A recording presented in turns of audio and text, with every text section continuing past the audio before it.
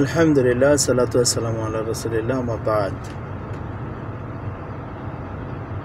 সম্পত্তি এমন একটা জিনিস, সম্পদ, মানুষের যে সম্পদ, আমাদের সবারই সম্পদ। কথা একটা সম্পদ, মানুষের ফিলিংস, যে ভালোবাসা বা যত কিছুই, আদর আপ্যায়ন, এগুলো কিন্তু সম্পদ।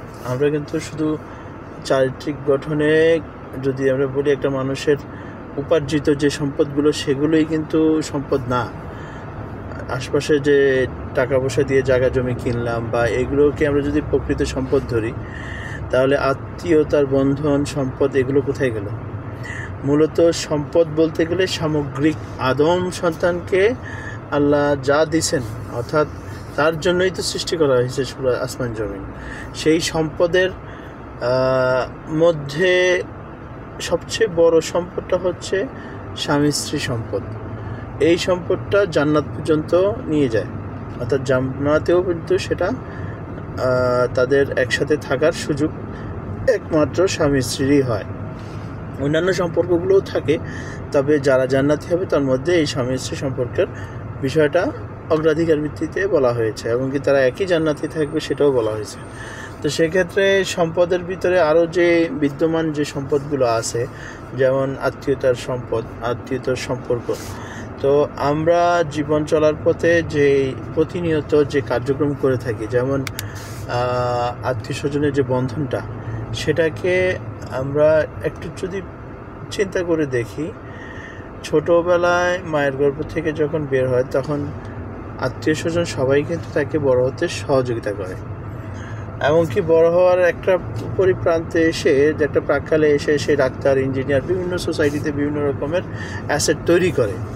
কিন্তু সে বেচারা ভুলে যায় তার এই সাজানো, গোছানো, বাজানো বা যে সংসারটা সে অথবা তৈরি করলো, সে তার মূলে যিনি তাদেরকে তৈরি করে দিলেন, অর্থাৎ প্রথম যে সম্পদ, অর্থাৎ মা বাবা, তারপর ভাই বোন, তারপর আত্মীয় স্বজন, এই যে সার্কেলটা সহযোগিতা করলো, সেটা জীবনের কোনো একটা প্রান্তে এসে ওই স্ত্রী ধারাই কিন্তু প্রভাবিত হওয়ার কারণে ওই সব বা পুরাতন সম্পদগুলোকে ভুলে যায়।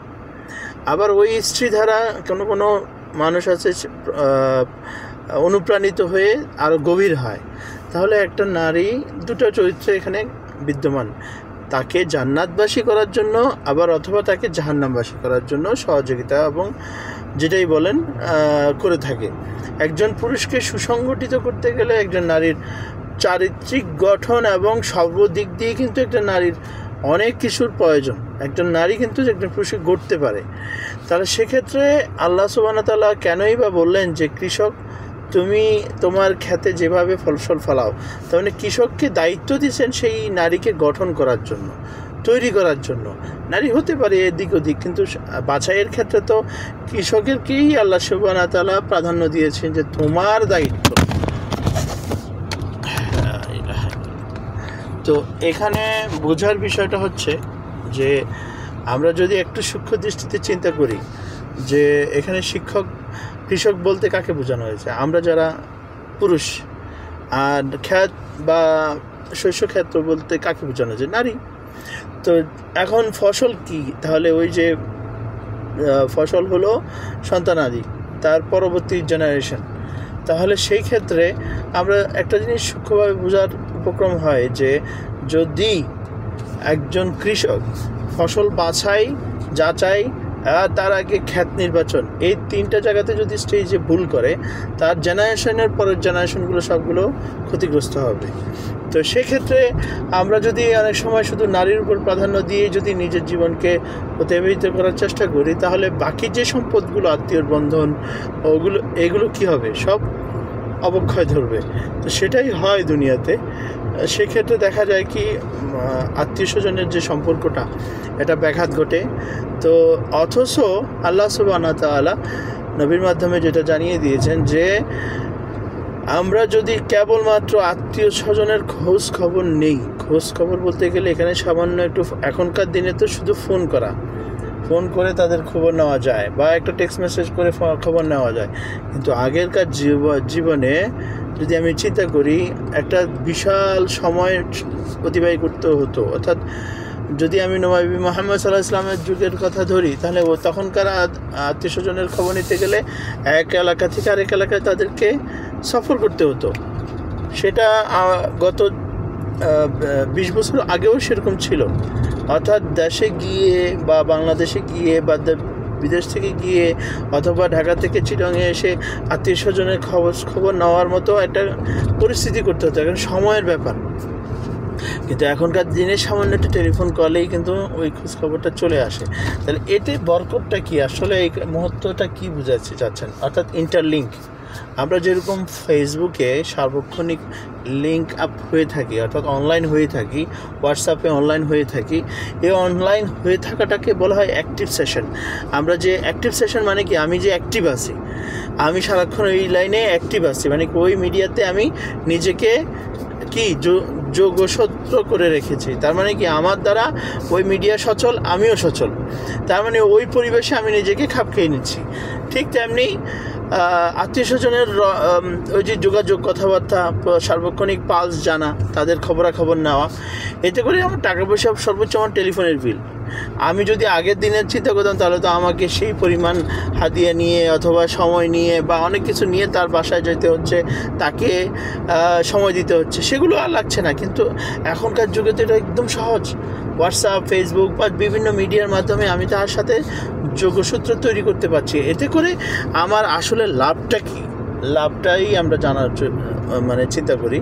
দেখুন, দুটো জিনিসের কথা আল্লাহ অঙ্গীকার করেছেন এখানে। লাভটা কি? প্রথম লাভ হচ্ছে এই আত্মীয়র বন্ধন অটুট রাখার জন্য আল্লাহ সুবহানাহু ওয়া তাআলা বান্দাকে দুইটা জিনিস দুনিয়াতেই দেবেন। তার মধ্যে প্রথম যে জিনিসটি, সেটি কি? সেটি হচ্ছে তার রিজিক বর্ধিতকরণ, অর্থাৎ তার আয় উন্নতি বেড়ে যাবে। আয় উন্নতি, সে যে কোনো ব্যবসা করুক, চাকরি করুক, সমস্ত কিছুতে তার আয় উন্নতি বেড়ে যাবে। অর্থাৎ যে যত বেশি আত্মীয় স্বজনের খবর নেবে, আল্লাহ সুবহানাহু ওয়া তাআলা তার তত বেশি ব্যবসা বাণিজ্য বলেন, সমস্ত কিছুতে তার উন্নয়নের গতিধারা বেড়ে যাবে। শুধুমাত্র আত্মীয় স্বজন, এখানে আত্মীয় স্বজন যারা বলতে আমরা বুঝি মামার দিকের, দাদার দিকের সমস্ত সম্পর্ককেই বোঝানো হয়েছে। তো সেক্ষেত্রে এই সম্পর্কগুলোকে অটুট রাখার জন্য উনি যদি চেষ্টা প্রয়াস চালান, তার এই আয় বৃদ্ধি, অর্থাৎ ব্যবসা বাণিজ্যের পরিধি বেড়ে যাবে এবং সে উন্নতি দেখবে। আর দ্বিতীয় সার্কুলেশনটা কি? দ্বিতীয় সার্কুলেশনটা হচ্ছে তিনি যদি ওই সুস্থ, মানে রিজিকের পাশাপাশি ওনার সুস্বাস্থ্য এবং কি আয়ু বৃদ্ধি হয়। তো ওলামা ইকরামরা বলছেন যে আয়ু বলতে গেলে এখানে বোঝানো হয়েছে যে তার সুস্থতা, শরীর সুস্থ, মন সুস্থ, স্বাভাবিক জীবনযাত্রা ব্যাহত থাকে, মানে মৃত্যুর আগ পর্যন্ত সে ভালো জীবন অতিবাহিত করতে থাকবে যদি এটা চলমান থাকে। তাহলে আমরা একটা জিনিস শিখার বিষয় হচ্ছে, যদি আমরা নারী দ্বারা প্ররোচিত হয়ে আমাদের নিজস্ব আত্মীয় স্বজনকে দূরে সরিয়ে দেই, তাহলে আমার দুটো আযাব আমার জন্য অলরেডি প্রস্তুত হয়ে আছে। কি? আমার ব্যবসা বাণিজ্যর বরকত থেকে আমি বঞ্চিত হয়ে যাব, আর দুই, আমি আমার নিজের সুস্থ শরীর থেকে সরে আসবো, অর্থাৎ আমি দুর্বল হতে থাকবো। অসুস্থ, প্রতিনিয়ত অসুস্থ হওয়া আমার জন্য আল্লাহ লিখে রাখছেন। তাহলে এই জিনিসটা যদি আমরা বিচার বিশ্লেষণ করে দেখি, তাহলে প্রত্যেকের জীবনের চলার পথে তার উন্নয়নের পিছনে কিন্তু তার অনস্বীকার্য তার আত্মীয় স্বজন এক। কারণ আত্মীয় স্বজনের ভূমিকা ছাড়া তার এই রোল প্লেটা, যে তার উন্নয়নের রোল প্লে, অর্থাৎ সে সুস্থ যে আছে সেই অবস্থানটাও কিন্তু আল্লাহ দিচ্ছেন না। আল্লাহ দিচ্ছেন কাদেরকে বরকত দিচ্ছেন? তা যারা ওই আত্মীয় স্বজনের খোঁজ খবর নেবে, কেবলই মাত্র খোঁজ খবর। তার মধ্যে যদি আরও কিছু দিয়ে দেওয়া হয়, যেমন হাদিয়া দেওয়া হয়, বা তাদের খোঁজ খবরের পাশাপাশি তাদের বিভিন্ন দুঃখ এবং কি দুর্দশার সময় এগিয়ে আসা, এগুলোকে বোঝানো হয়েছে। তারপরে আত্মীয় স্বজনকে বিভিন্নভাবে জাকাত ফিতরা হাদিয়া দেওয়ার সুযোগ আছে। তো সেই ক্ষেত্রে এগুলো আমরা কয়জনই বা করি? তো সেগুলো পেলে তো আরও মহা পুরস্কার আমাদের জন্য, যেটা আল্লাহ সুবহানাহু ওয়া তাআলা ওয়াদা করছেন। অর্থাৎ এই সুসম্পর্ক বজায়ের জন্য আমাদেরকে জান্নাতবাসীও করে দেবেন। তো এই জিনিসটা যদি আমরা উপলব্ধি করি, তাহলে কিন্তু আমাদের কোনো অংশে আমরা আত্মীয়তার বন্ধন নষ্ট করার চিন্তাই করব না। যে বা যারা যত কিছুই বলুক, আমরা এখান থেকে ফিরে আসব। পরিশেষে আপনাদেরকে একটা কথাই বলবো, জীবন চলার পথে ভুল হতে